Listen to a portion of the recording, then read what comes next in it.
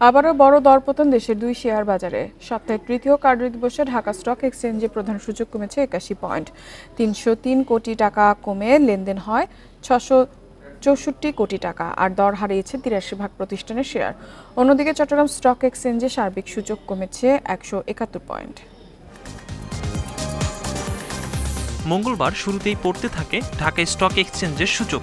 প্রথম 15 মিনিটে প্রধান সূচক কমে 28 পয়েন্ট। এরপর সূচক কিছুটা বাড়লেও দিন শেষে ডিএসইএক্স সূচক কমেছে 81.14 পয়েন্ট, অবস্থান করছে 5585 পয়েন্টে। ডিএসইতে কমেছে লেনদেনের পরিমাণও।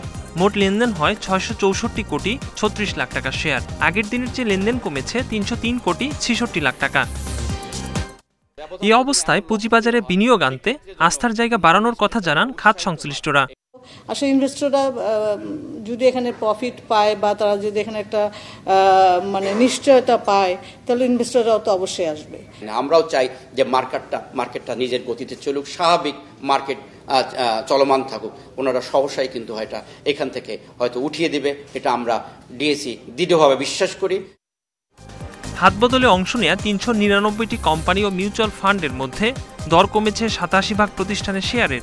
এ সময় দর বেড়েছে মাত্র 31টির, কমেছে 343টির এবং অপরিবর্তিত রয়েছে 25টি প্রতিষ্ঠানের শেয়ার দর। সবচেয়ে বেশি লেনদেন হওয়া প্রতিষ্ঠানের তালিকায় প্রথম ই জেনারেশন, দ্বিতীয় ওরিয়ন ইনফিউশন এবং তৃতীয় অবস্থানে নাবানা ফার্মাসিউটিক্যালস।